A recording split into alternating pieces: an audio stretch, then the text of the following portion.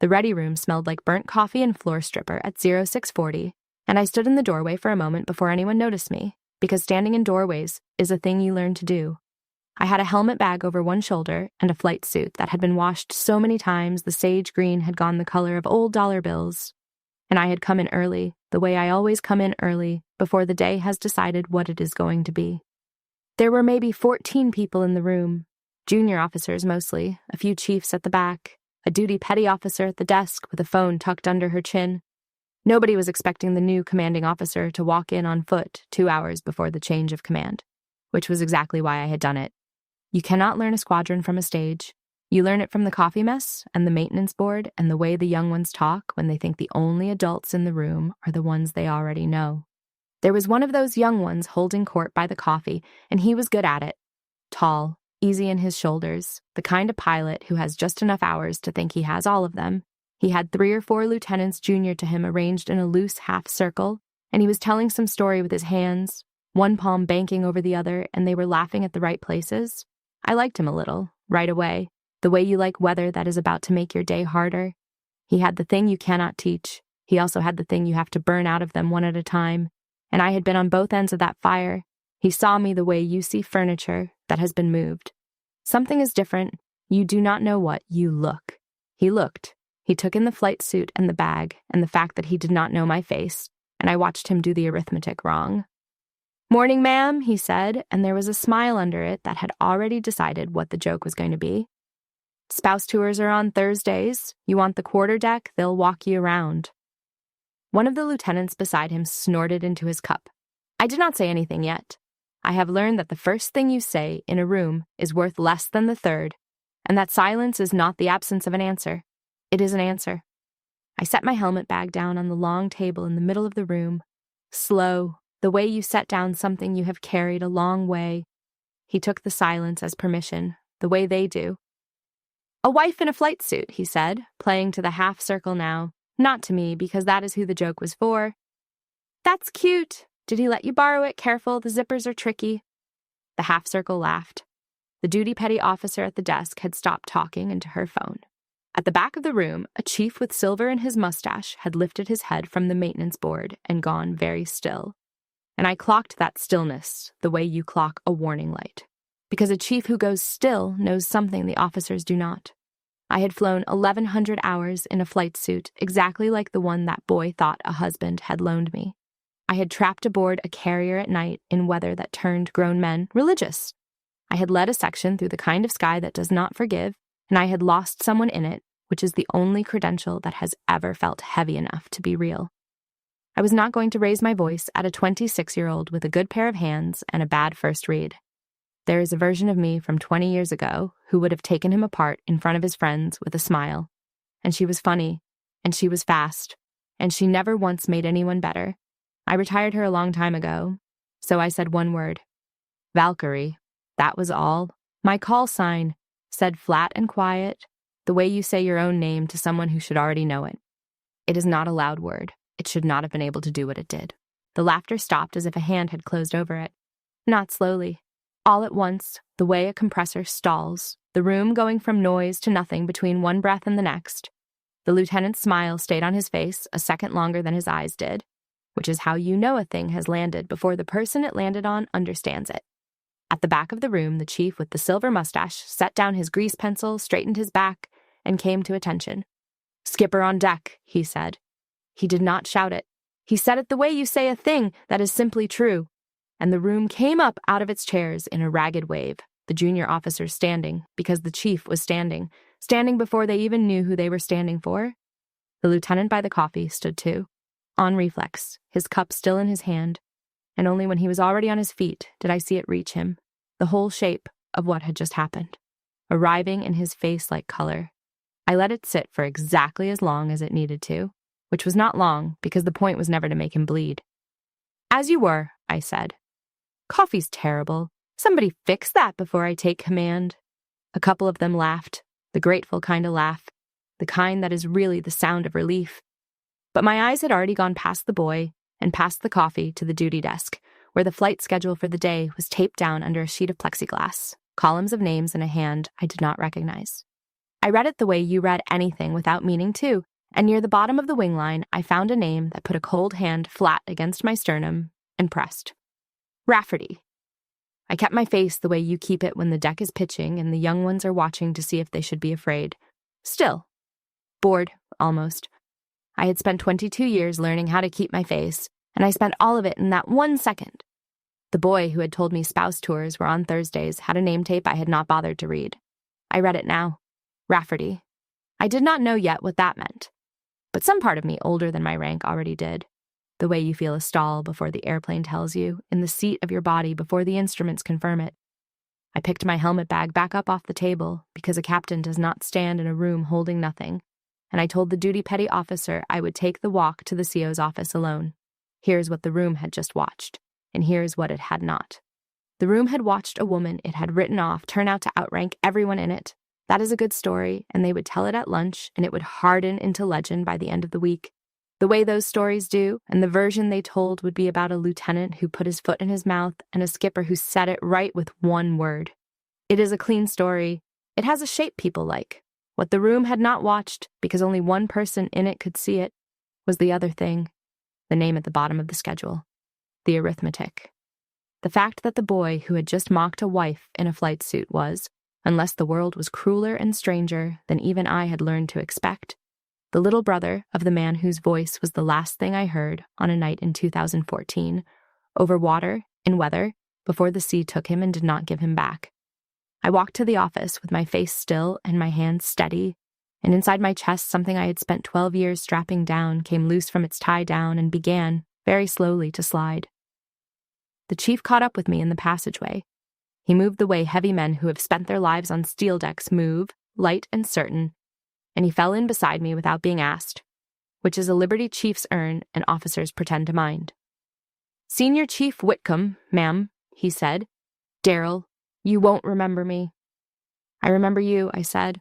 "Lemoore, you had the night check on the flight line. You wrote me up once for signing a bird off before you'd finished the turnaround." His mustache moved. "You remember that?"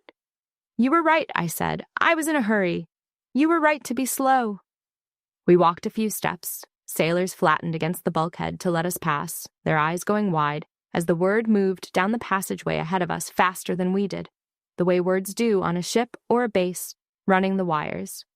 "I heard you screened for command," Whitcomb said. "I put in for these orders when I saw the list. Wanted to be here when you took it." He paused. "I'm sorry about the room. They're good kids. They just don't know anything yet." "They know what they've been taught," I said. "That's on the people who taught them, which is now me." He nodded, satisfied, the way a chief is satisfied when an officer says a true thing. Then, because he was the kind of man who does not leave a thing half said, he added the part he had walked all this way to add. "You saw the schedule," he said. It was not a question. Whitcomb had known me a long time, and he had watched my face go through the door and out the other side. "Rafferty." I saw it.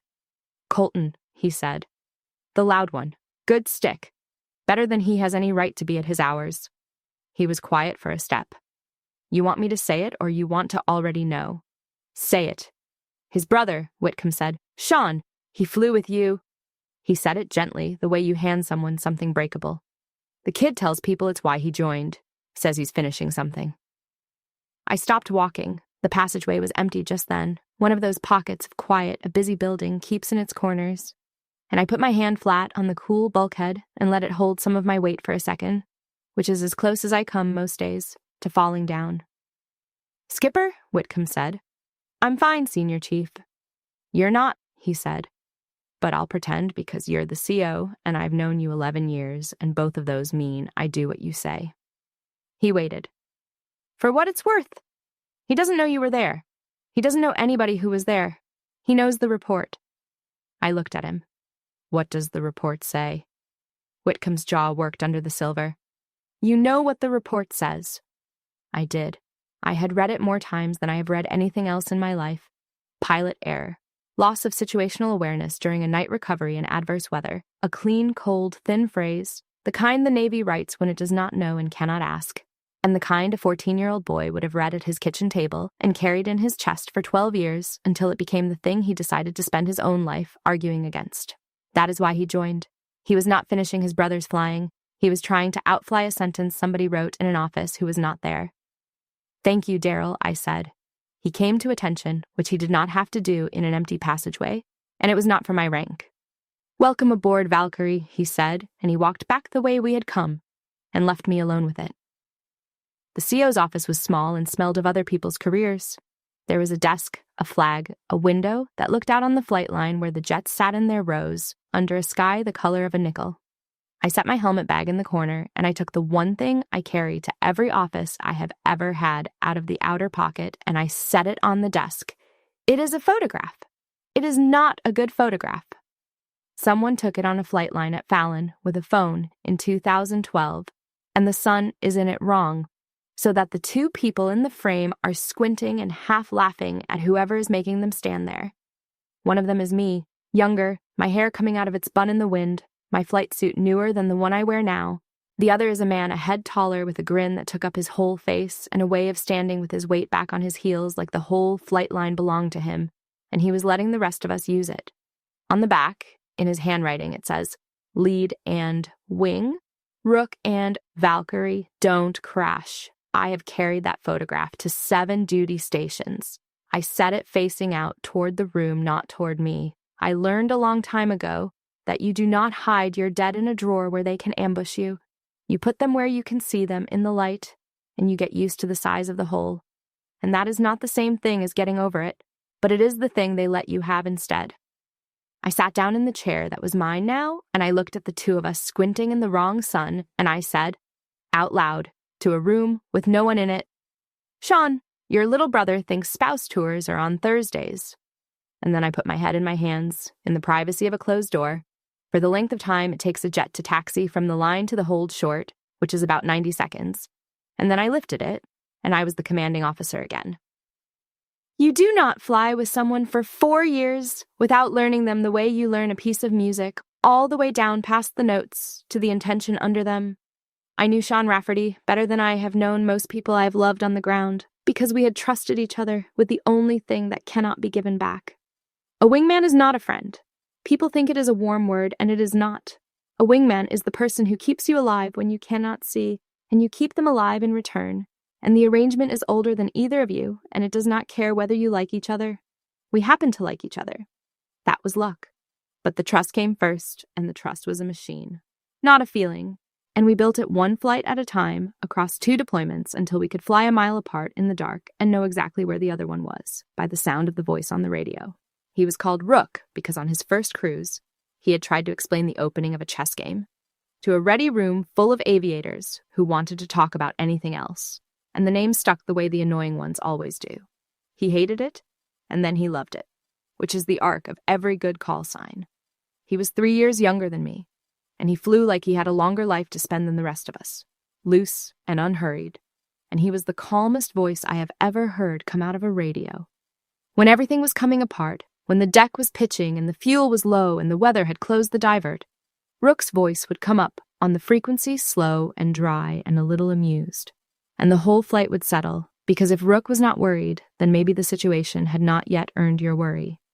He had a wife back then, and a mother he called every Sunday, and a little brother. He talked about the way you talk about a kid you helped raise, half proud and half worried.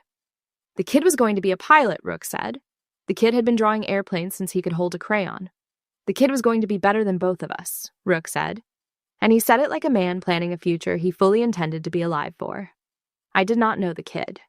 He was a face in a photograph on Rook's phone, a skinny teenager at a barbecue with the same grin, the family grin, the one I had just seen 20 minutes ago, aimed at a joke about spouse tours. There is a flight I think about more than the others, from the first cruise, before either of us had the hours to be as good as we thought we were. We had launched on a routine event, and the weather had come up faster than the forecast promised, the way it does over water. And on the way home, the ceiling dropped and the divert closed, and we found ourselves with less fuel and fewer options than a training flight is ever supposed to have. I was tight on the controls, gripping the stick the way you grip it when fear has gotten into your hands, and my breathing had gone high and quick in the mask, and I was one bad thought away from the mistake that kills people. And Rook's voice came up on the frequency, slow and dry, and he said, "Valkyrie, you're squeezing the jet. Ease up. She flies better when you're nice to her." That was all. It was not a procedure. It was not in any manual. but it reached into the cockpit and unlocked my hands, and I laughed, once, inside the mask, and the fear let go enough for me to do my job, and we both got aboard. Afterward, in the ready room, I asked him how he had known, from a mile away in the weather, that I was coming apart. He shrugged and said, "Your voice went up a half step on the last check-in. You always do that." He had been listening that closely for a whole cruise without me knowing. That is what a wingman is.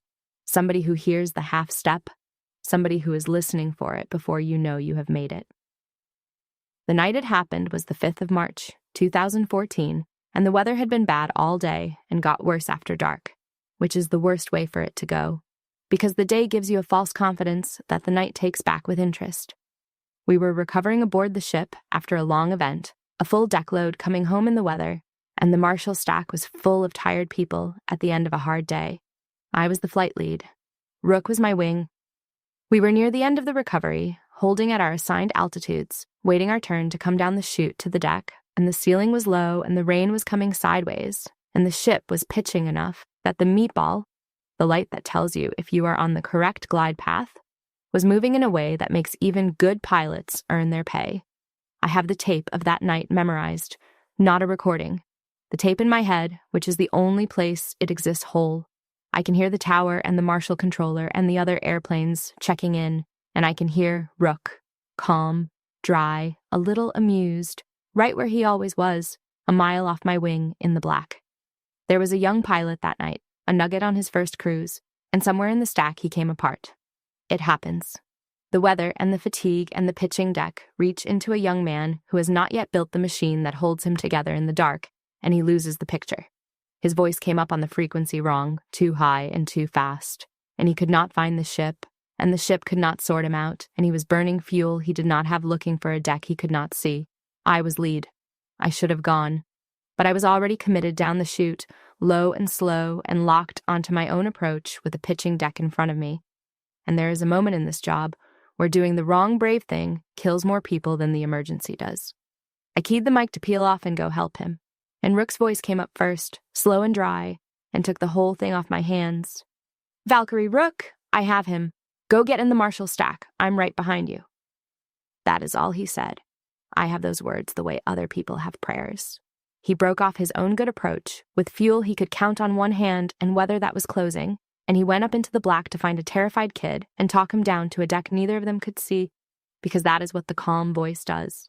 It spends itself. It gives up its own margin so that someone else can have one. He found the nugget.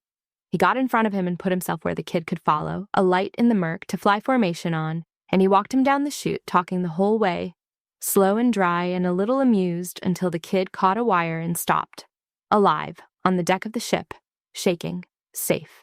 And then Rook came around for his own pass, low on fuel, in the weather, at the very end of everything he had, and the sea was there where the deck should have been, and he went into it. They searched all night and into the next day. The ceiling never lifted enough to give them a real chance. They did not find him.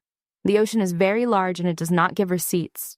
The kid he saved is a lieutenant commander now with a wife and children and a career, and he does not know my name and I do not know his, and that is correct, because Rook did not do it for a name. He did it because he was the calm voice, and the calm voice does not get to keep its own margin. That is the price of it. That is the whole terrible price. The report was written by people who were not there. They had the tapes and the fuel states and the track data, and they had a deck full of exhausted witnesses, and out of all of it, they wrote the phrase the Navy writes when it does not know what else to write. Pilot error. Loss of situational awareness during a night recovery in adverse weather. It is not a lie, exactly. It is worse than a lie. It is a true fact with the heart cut out of it. Sean Rafferty did lose his margin that night. He lost it on purpose, giving it away, and the report has no column for that, no box to check that says he chose it, and so the choice disappeared and left only the outcome. And the outcome, written cold in an office, reads like a failure. I read that report at his memorial, standing in a hangar with the family I had never met, a mother who could not stop shaking, and a teenage boy with the family grin nowhere on his face. And I did not say anything to them because I was 32 years old, and I did not have the words. And I told myself there would be a better time.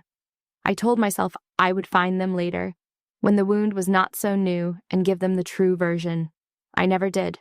12 years went by the way years go, one at a time and then all at once, and the better time never came because I never made it come, and the boy at the memorial grew up and learned to fly and joined the Navy to argue with a sentence, and this morning he told me a joke about a wife in a flight suit and had no idea he was talking to the last person who heard his brother's voice. That is the thing that came loose in my chest in the doorway.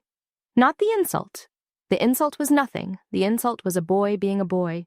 What came loose was the tie down on 12 years of a truth I had been too much of a coward or too careful or too something to hand to the people it belonged to. I found the whole shape of it by lunch, and by lunch I understood that the recognition I had been owed all morning, the standing room and the one word and the chief coming to attention, was the smallest thing that had happened to me that day. The largest thing was quieter and heavier, and it had no ceremony in it at all. I owed something. I had owed it for 12 years. And the debt was not mine to pay to a room. It was mine to pay to the one person in the building who least deserved to have earned it by being cruel to me before breakfast. The squadron spent the day walking on eggshells, which is what a squadron does when it has insulted the new skipper before the new skipper has taken command. I did the things you do on a day like that. I met the department heads. I read the maintenance figures and the training jackets and the safety record. I walked the flight line and put my hand on the cold skin of the jets that were mine now and let the plane captains show me their birds. Because a plane captain who is proud of an airplane will tell you more about a squadron than any brief. One of them was a 19-year-old from a town in Ohio I had never heard of, and he walked me around his jet with the fierce pride of a young sailor who has been trusted with something enormous, pointing out the panel he had gotten signed off ahead of schedule, the small dent in the leading edge. That was not his fault, and that he wanted me to know was not his fault. And I listened to all of it, because a 19-year-old who cares that much about a dent is the reason the whole enterprise works. And if you cannot see that on your first day, you will never see it. I asked him his name and I wrote it down, the way I write them all down, in a small notebook I have carried since I was a division officer, because the day you cannot be bothered to learn the name of the kid who keeps your airplane flying is the day you should hand in your command. Sean taught me that, indirectly, by being the kind of officer who already knew it. He knew the name of every sailor who touched his jet, and their kids' names, and which ones were homesick, and he was not performing it. It was simply how he moved through the world, and I have been trying to move through it that way ever since, with mixed success, because I am a colder person than he was, and I have had to learn on purpose what came to him for free. I took the change of command at 1400, standing on a stage in my service dress blues with the gold on my sleeves and the wings on my chest, and I said, "The short, true things you say," and Captain Wendell Astor, the Commodore, read my orders and shook my hand and told the assembled squadron that they were lucky, and I watched Colton Rafferty in the third row hold his body like a man expecting to be struck. He was not the only one watching me, but he was the only one I was watching back, and I did it the way you watch weather you have to fly through later, without letting him see the attention. Captain Wendell Astor found me afterward at the small reception and steered me by the elbow to a quiet corner with the practiced ease of a man who has spent his career managing the egos and injuries of aviators.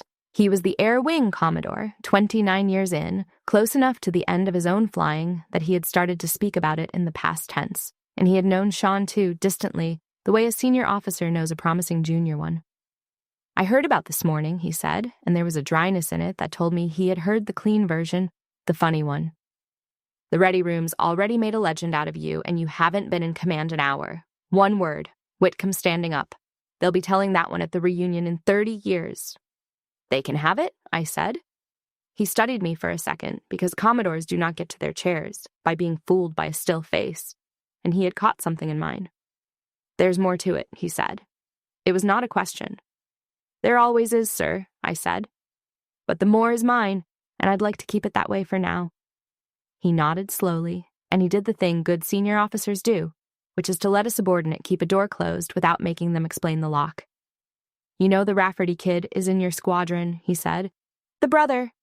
"I know. That's going to be complicated." "It already is," I said. "I'll handle it, sir. It's the kind of complicated I'm the right person for. Maybe the only right person for." Astor looked at me a moment longer, and then he seemed to decide something, and he let the elbow go. "I believe you," he said.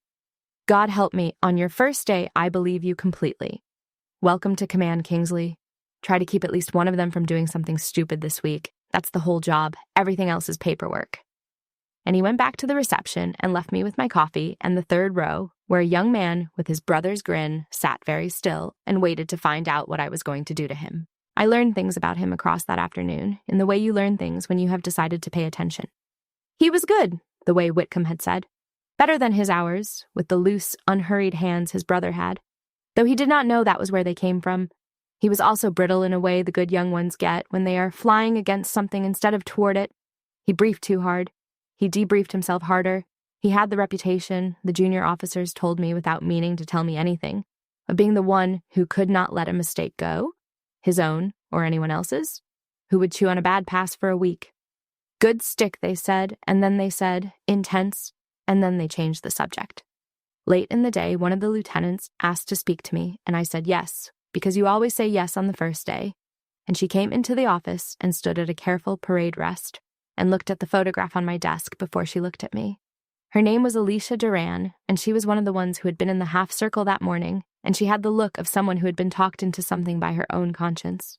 "Ma'am," she said, "I wanted to apologize for this morning. I laughed. I shouldn't have." "You laughed at a joke," I said. "That's what jokes are for. Sit down, Lieutenant." She sat on the edge of the chair. Her eyes went back to the photograph, and I watched her almost say something, and then not. "You can ask," I said. Ma'am, is that Lieutenant Rafferty, Colton's brother?"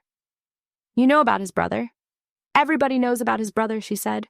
"It's kind of the main thing about him. He talks about it when he's had a couple, how his brother was a Navy pilot, how he lost him at sea, how he joined to..." She stopped. "To do it right. That's how he says it. Do it right." "And how does he tell the story?" I said. "The crash." Duran looked uncomfortable, which was to her credit. "The way the report tells it, ma'am," she said. "He read the report. He's read it a lot, I think. He tells it like..." She chose the words carefully, and I could see her hating them. "Like his brother made a mistake, lost the picture in the weather, and flew a good jet into the water. He tells it like a warning. Like that's what happens if you're not perfect, so be perfect." There it was, laid out plain by a 28-year-old lieutenant who had no idea she was handing me the exact shape of the thing. The boy had built his entire flying life on a sentence written by people who were not there. He was not honoring his brother.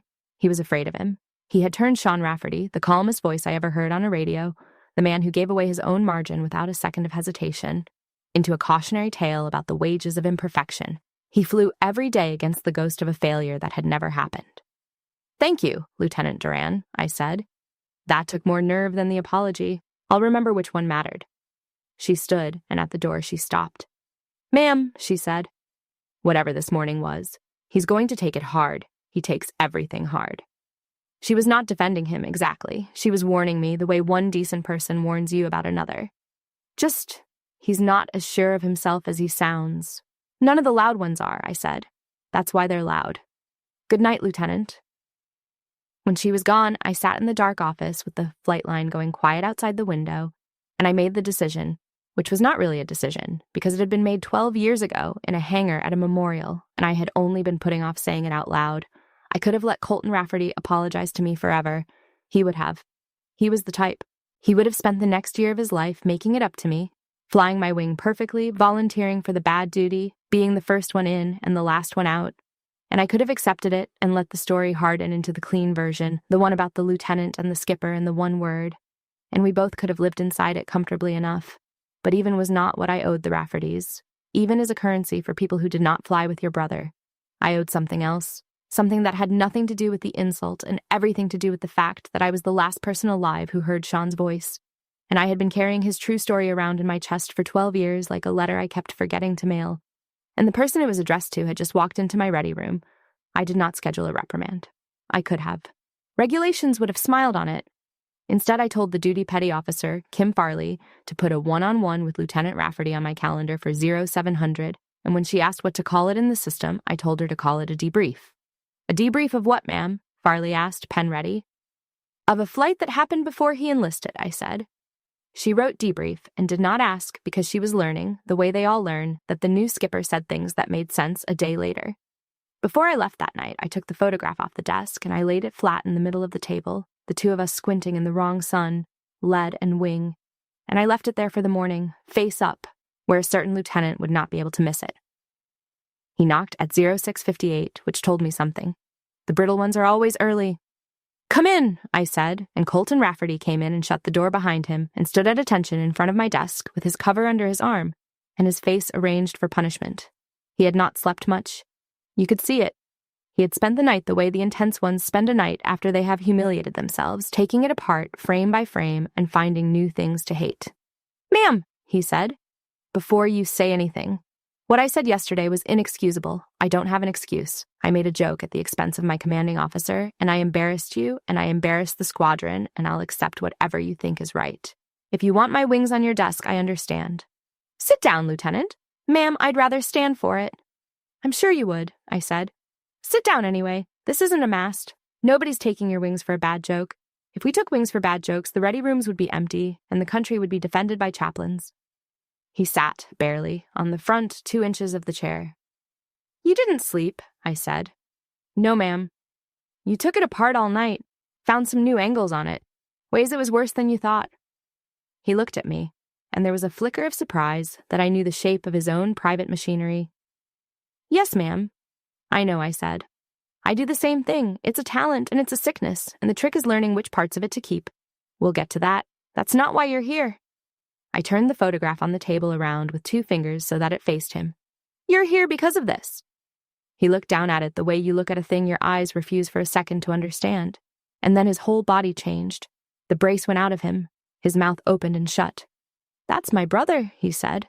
His voice had gone young. Where did you get this? Who?" He looked up at me and I watched him do the arithmetic. The same arithmetic I had done in the doorway the day before, only in reverse, and I watched it reach him. "Who are you to him?" I said the word again, quietly, because it was the only introduction that had ever mattered, the only one that would mean anything in that room. "Valkyrie," I said. "I was his lead Colton, 4 years, 2 cruises. That's the 2 of us at Fallon in 2012. He wrote on the back, 'Turn it over.'"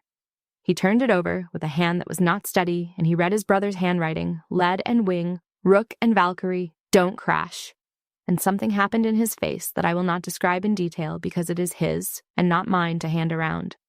He put the photograph down very carefully, the way you set down something you are afraid of breaking now that you know what it is. "You were there," he said. "That night, you were." "I was flying lead," I said. "He was my wing. I was in the Marshall stack when it happened. I heard the whole thing on the radio." I let that sit. "I'm the last person who heard his voice, Colton, and I've been carrying something for 12 years that belongs to you, and I did a coward's job of delivering it, which is to say I didn't, and I'm going to fix that this morning. So I need you to sit there and listen to me the way you've never listened to anything, because I am only going to be able to say it once." He nodded. He could not speak. He nodded. "You read the report," I said. "I've got it memorized," he said, and his voice cracked on it. "Pilot error. Loss of situational awareness. He flew a good airplane into the water because he lost the picture. I read it 100 times. It's why I fly like." He stopped. "I fly like if I'm perfect, it won't happen to me, like it happened to him because he wasn't." "I know you do," I said. "The whole squadron knows you do. Now I'm going to tell you what the report couldn't, because the people who wrote it weren't there, and you can't put this in a box on a form." And I told him. I told him about the weather and the pitching deck and the full Marshall stack of tired people at the end of a hard day. I told him about the Nugget, the young pilot who came apart in the black, who lost the ship and lost himself and was burning fuel he did not have. I told him that I was led, and I was already committed down the chute, and I keyed the mic to go help, and his brother's voice beat me to it. Slow, dry, a little amused. "I have him. Go get in the Marshall stack. I'm right behind you." He broke off a good pass, I said. A pass he would have made in his sleep. He had fuel he could count on one hand, and the weather was closing the divert, and he went up into it anyway. And he found that kid, and he put himself out in front where the kid could see him and follow him, and he flew him down the chute, talking the whole way. Slow, calm, the way he did everything, and the kid caught a wire and stopped on the deck, alive, because your brother gave him the only thing that would have saved him, which was his own margin. And then Sean came around for his own pass at the very end of everything he had left, and there wasn't enough of it, and the sea was where the deck should have been. Colton Rafferty was crying without any sound, the way men cry when they have spent years teaching themselves not to. "He didn't lose the picture," I said. and I made my voice as steady as I have ever made it, because this was the whole reason for the morning, and it had to land clean. He didn't fly a good jet into the water, because he wasn't perfect. He gave his life away on purpose, one decision at a time, to bring a terrified kid home to his family. The report says pilot error because there is no box on the form for what your brother actually did. There's no box for a man who spends his own life to save a stranger. So they wrote the only thing they had a box for, and you read it at 14, and you've been flying against a lie for 12 years. The kid, Colton said. It was almost the only thing he could get out. The one he is he. He's a lieutenant commander now, I said. Wife, kids, a career your brother paid for. He doesn't know my name, and I don't know his, because Sean didn't do it for a name. But he's alive, Colton. There's a whole family in this country that has a father, because your brother decided a stranger's kid was worth his own margin. That's not a warning. That's not what happens if you're not perfect. That is the bravest thing I have ever seen a human being do, and I saw it from a mile away in the dark, and I have never once been able to tell his people the truth about it until right now. He put his head down on my table, next to the photograph of the two of us in the wrong sun, and he grieved the brother he thought had failed. 12 years late, and I let him, because that grief had been owed a long time, and I was not going to rush it now that it had finally arrived. I did not say anything for a while. There is a kind of silence that is the most useful thing you can offer a person, and I had learned it in cockpits, and I had learned it in hangars, at memorials, and I used all of it now. Outside the window, the first launch of the day went off. The noise of it rolling across the field and through the bulkhead, a jet clawing up into the nickel sky, and neither of us moved. When he lifted his head, he wiped his face with the heel of his hand, the way you do when you have decided to be finished crying, whether or not you actually are. Why did you wait? He said. It was not an accusation. It was the realest question he had. 12 years. Why didn't anybody tell us? Because I was a coward about the one thing I've never been a coward about anywhere else, I said. I could fly through weather that scared the paint off the airplane, and I couldn't walk up to your mother in a hangar and tell her the truth about her son, because I was 32 and it was too big, and I told myself there'd be a better time, and then I let the better time not come for 12 years. That's on me, Colton. Your brother spent his life the instant it was asked of him. It took me 12 years and you insulting me over coffee to spend a single afternoon.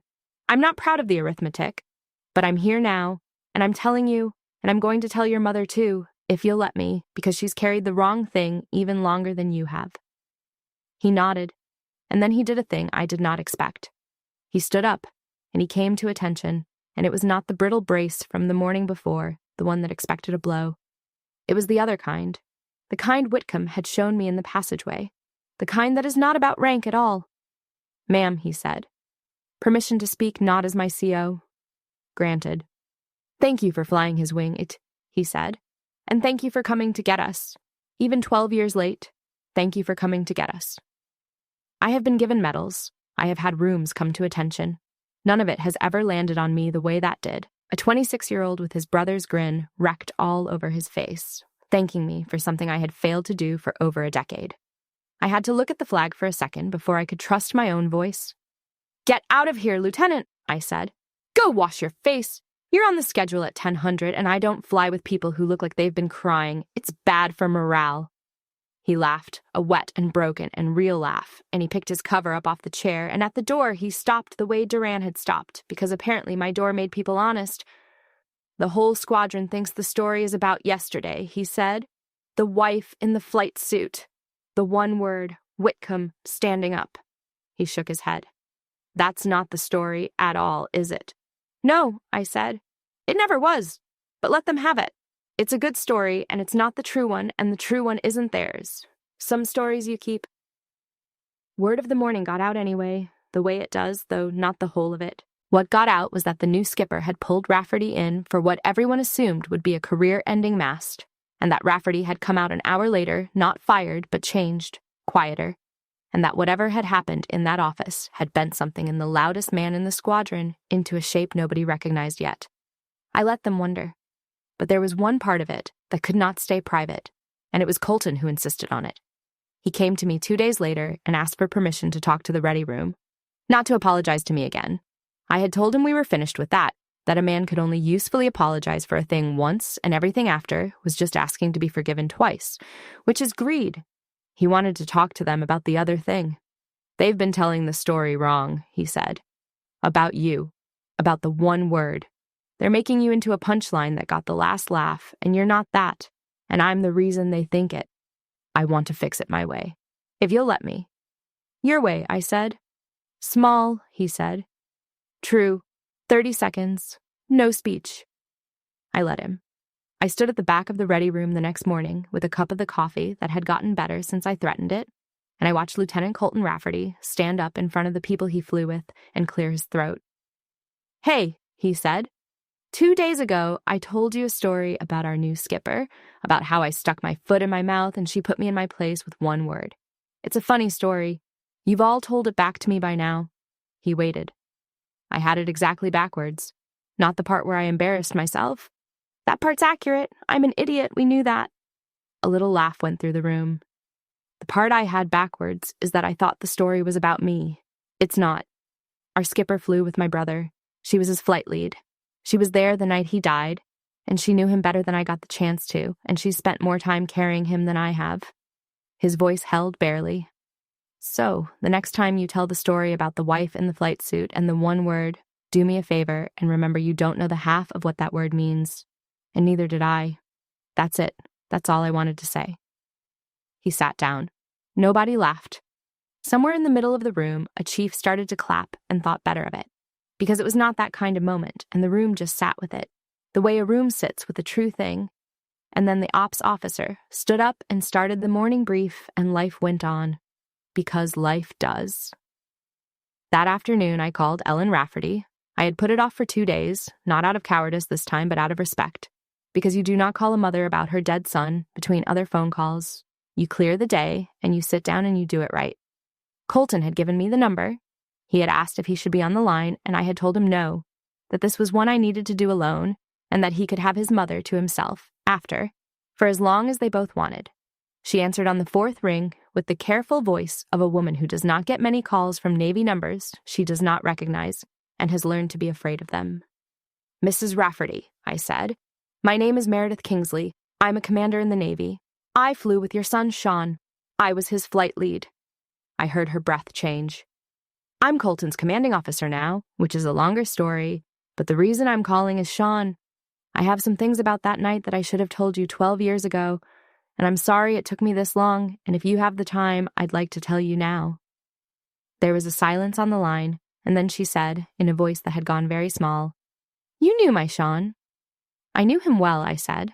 He was the best wingman I ever had, and the calmest voice I ever heard on a radio. And he talked about you every Sunday, and he talked about Colton like he was already proud of the pilot the kid was going to be. I paused. Can I tell you what really happened, Mrs. Rafferty? Not the report, the truth. They're not the same, and you've been living with the report, and you deserve the truth. And I told her. I told her the same thing I had told Colton. The weather, and the nugget, and the choice her son made in the dark. The margin he gave away. The family somewhere in the country that has a father because of him. I told it slower this time, and gentler because she was 64 and she had been shamed by the wrong thing for 12 years, and I could hear it coming off her over the phone as I talked. The wrong weightlifting, the shape of her son changing back into the shape he had actually been. When I finished, she was crying, and then she stopped, and then she said a thing I have thought about every day since. For 12 years, Ellen Rafferty said, I have been ashamed of the wrong thing. I told myself he made a mistake. I forgave him for it every night, and every morning I was ashamed of him again, and I hated myself for the shame, and I never told a living soul because you're not allowed to be ashamed of a dead hero. Her voice steadied. You just took it back. Do you understand what you just did? You took back 12 years of the wrong shame, and you gave me my son. Thank you. Thank you for telling me who he was. He told you who he was every Sunday for years, I said. I just confirmed it. We talked for a long time after that, longer than a phone call between strangers has any business running. She told me things about him I had not known. The small domestic things a wingman never learns because a wingman only ever gets the man in the air. That he had been afraid of the dark as a boy and had made himself learn to love the night sky as a way of beating it. That he had taught Colton to ride a bicycle in a church parking lot and had run behind him holding the seat for so long that he pulled a muscle in his back and could not fly for a week and told the flight surgeon he had done it moving furniture. that he called her every Sunday, not out of duty, but because he genuinely wanted to know how her week had gone, the church gossip in the garden and the neighbor's dog, and that after he died, the Sundays were the worst part, the phone not ringing at the time it had always rung. I listened to all of it, and I gave her back what I had, the man in the air, the calm voice, the half step he could hear in your voice from a mile away, and between the two of us, the mother and the wingman, we put together a fuller version of Sean Rafferty than either of us had been carrying alone, and it was the first time in 12 years that either of us had been able to do that, because the only other people who could were gone or did not know the truth. Before she hung up, she made me promise to look after Colton, and I told her I would.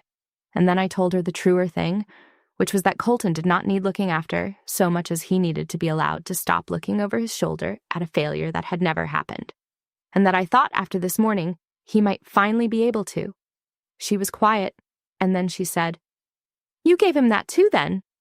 And I said I had tried, and she said, "You did more today than the whole Navy did in 12 years, which was too generous and also, I am afraid, true."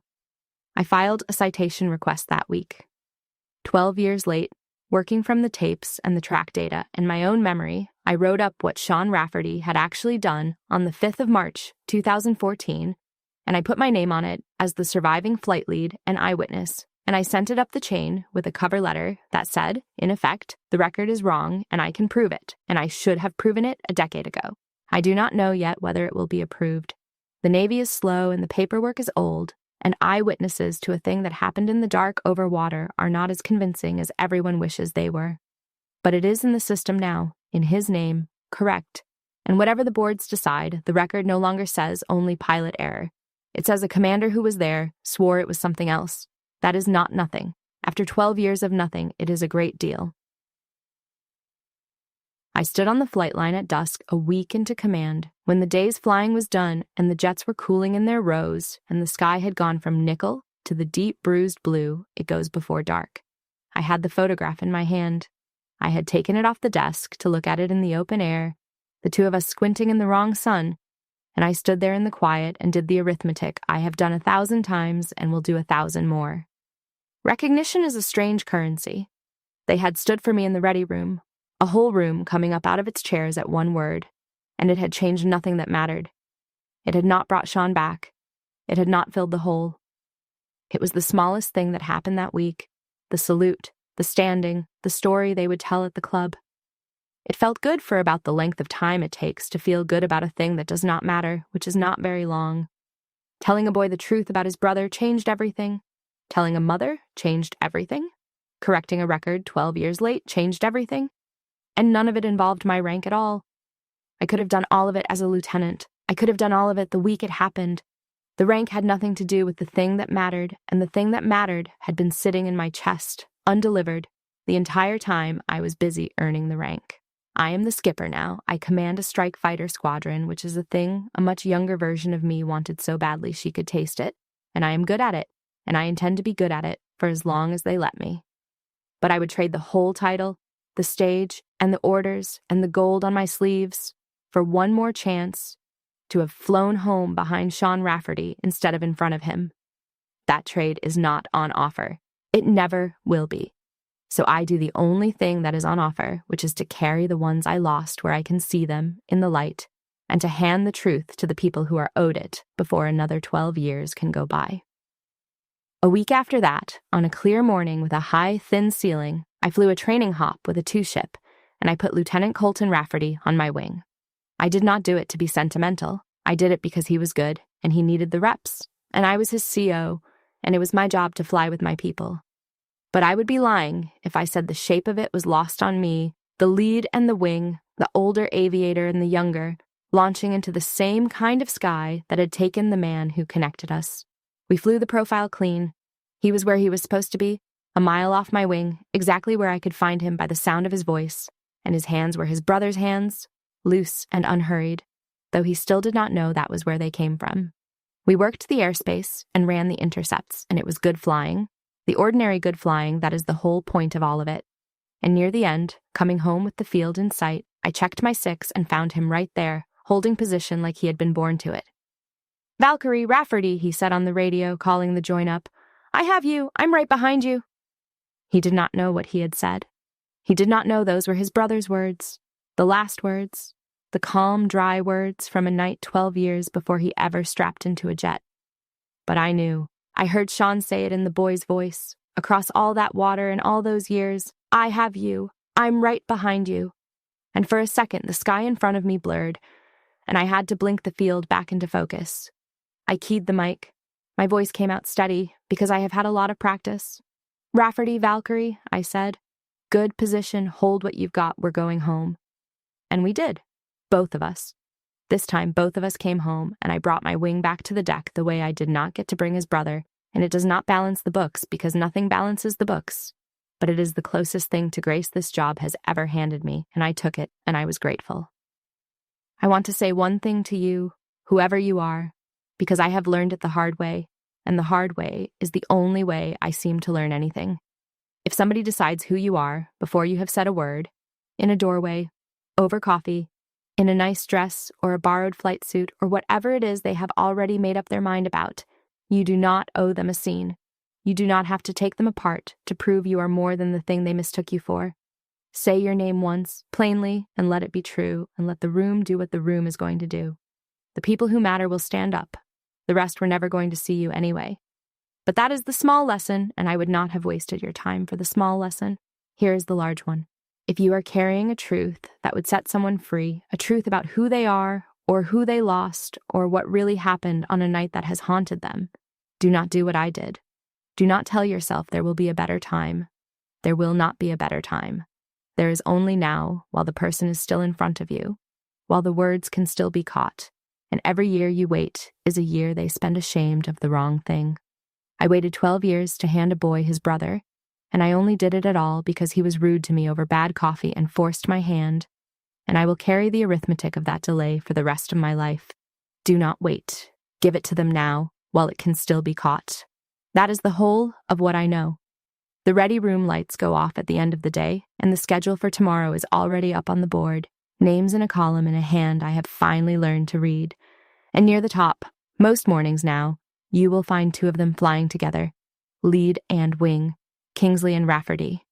And if you did not know the rest of it, you would think it was just a schedule. It is not just a schedule, but some stories you keep,